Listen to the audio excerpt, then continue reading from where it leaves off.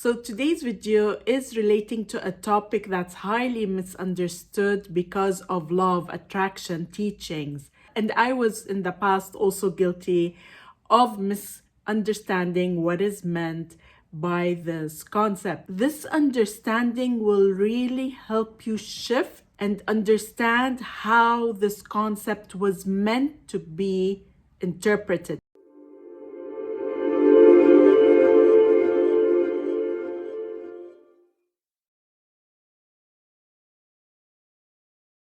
Hello everyone, welcome back to my channel. If you're new here, my name is Misconceptions and I'm a manifestation and soul realignment coach. My channel is geared towards helping you become your highest potential so that you can create and live the extraordinary life that is your birthright.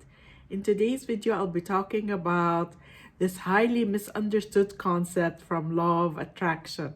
But before we get started, just a quick reminder that I offer both email and video coaching. So if you need help in manifesting any of your desires or in releasing any of your blocks, you definitely want to check out all my coaching options.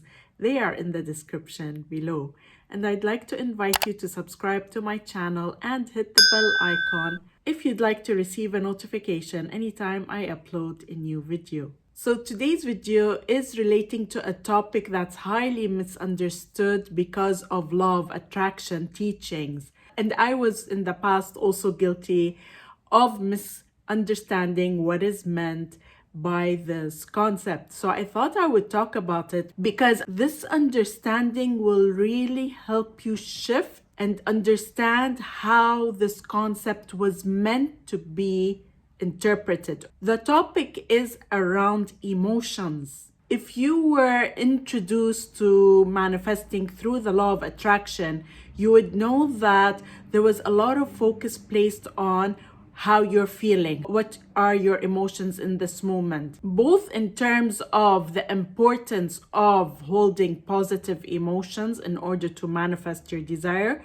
as well as using your emotions to indicate to you what you're creating, which is actually something that can really be hard if you're trying to shift from negative emotions to positive emotions while fearing that you're going to create based on what you're feeling in this moment. So when you understand it from this different perspective, I think it will help really clear up this concept of emotions and the role they are playing in manifesting.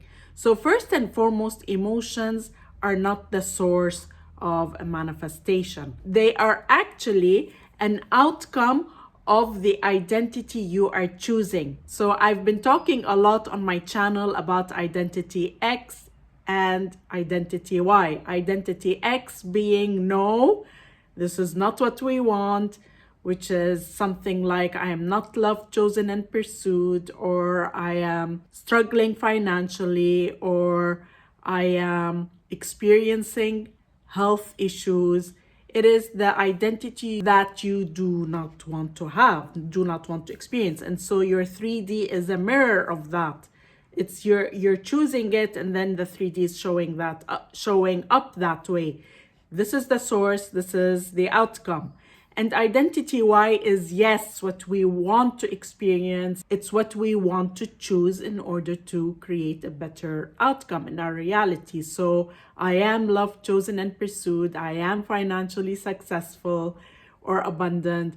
I am in perfect health. And when you choose that, you're going to then experience it in 3D. Now, there's this little part here which is the state, which is a reflection of what you're choosing. So when you decide that you are loved, chosen, and pursued, you're going to activate the inner state of that person. It is an outcome of what you're choosing.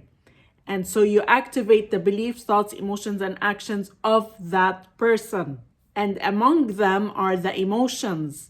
That's why you start to feel better when you say, no, I am loved, chosen, and pursued. I am financially abundant. You feel something, right? You feel relief from choosing that because you're activating the inner state of that person. It's the outcome, not the source.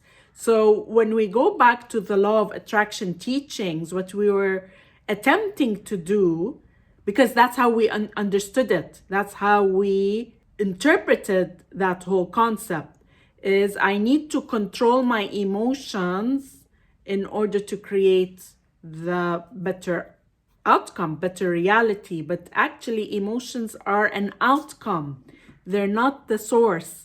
So when you're trying to control your emotions in order to create your desired outcome, you're kind of trying to do it from here.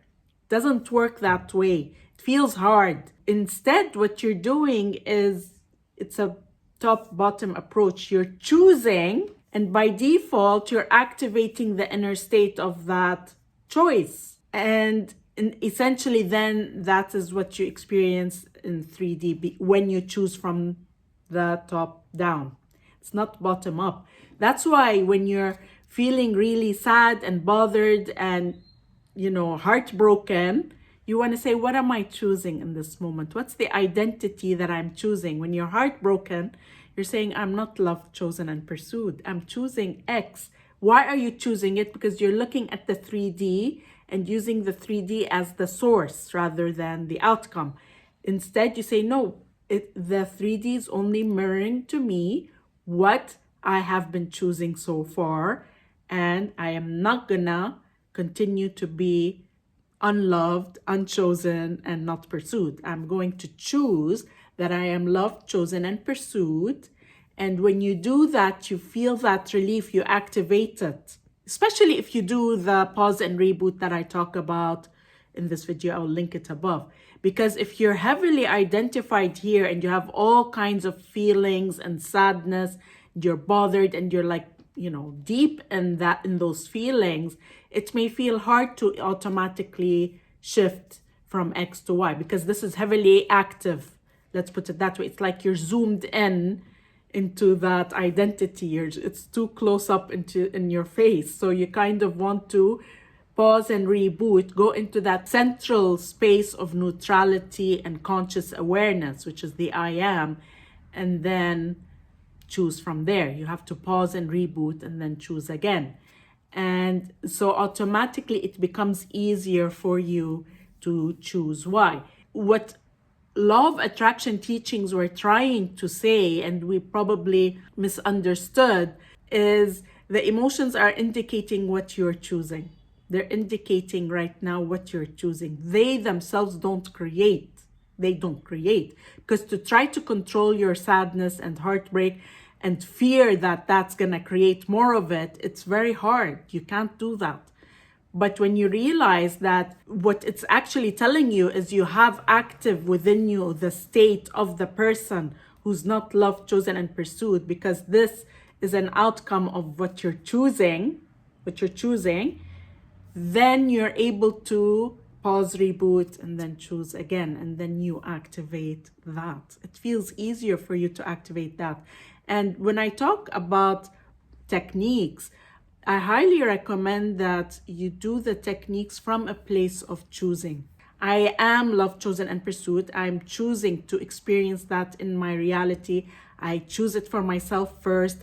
This is who I would choose to be identified with. This is because I am the operant power of my reality. I decide who I am, not the other way around. And then that will be mirrored in my 3D. When you choose that, you activate all of this that goes with it, because it's practically a different subconscious mind that goes with Y versus X. It's a completely different activation that goes with it. And it's that simple. It's that simple. We overcomplicate it because what we're trying to do is go upstream versus downstream. When you do things at this level, you're able to smooth sail. It's downstream. And then you activate all this, which is the inner state. This is a manifestation of what you are choosing. The inner state is actually a manifestation of what identity you are choosing. And also, by the way, you can be in X, and I'm not loved, chosen, and pursued, and trying to make the best of it. But you're still choosing X, so you're kind of controlling the emotions, which is another thing. Like I did that in the past, back when I was so involved in law of attraction teachings. I would work on feeling positive and it's all good, but I was still choosing X.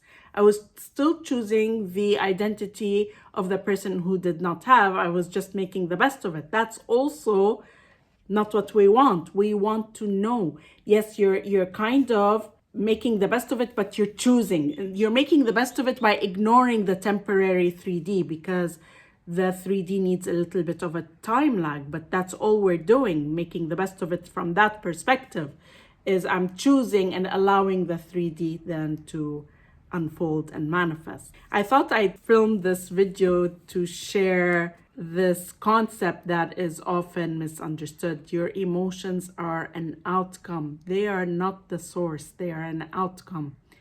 And they're outcome of what you're choosing. That's it. Even your thoughts, your opposing thoughts are an outcome. They're an outcome of what you're choosing. When you have opposing thoughts, it means you're choosing, I'm not loved, chosen, and pursued. Whatever your desire is, it's the identity of not having. You're activating that. And so that's why you tend to have more opposing thoughts. You have a different subconscious mind, literally. I hope you liked this video. If you did, then please like, comment, and share. And I look forward to seeing you again in the next video.